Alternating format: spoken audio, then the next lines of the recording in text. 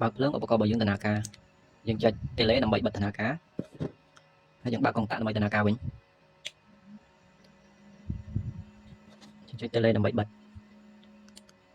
នេះគឺជារបៀបតកុងតាក់យើងប្រើកុងតាក់ក៏បានយើងប្រើ tele បជាក៏បានអញ្ចឹងដំបូងយើងភ្ជាប់សងខាងមកវាមកយើងមានខ្សែពីរខ្សែចេះ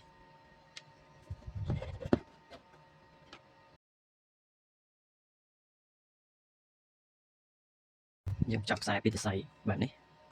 បន្ទាប់មកសងខាងហ្នឹងយើងភ្ជាប់ជាមួយឧបករណ៍គឺសងខាងដូចគ្នាយើងទុកប្លុកកណ្ដាលដូចគ្នា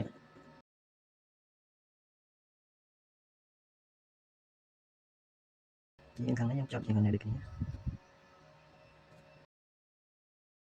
ន្ទាប់ពីភ្ជាប់សងខាងអញ្ចឹងរួចហើយបន្ទាប់មកទៀតយើងយកខ្សែពុលបូក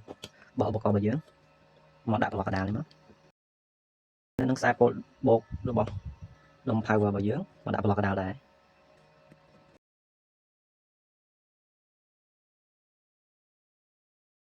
តោះមកទៀតយើងបើកភ្លើង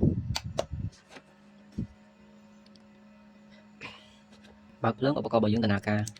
យើងចុច tele ដើម្បីបិទដំណើរការហើយយើងបើកកុងតាក់ដើម្បីដំណើរការវិញយើងចុច tele ដើម្បីបិទ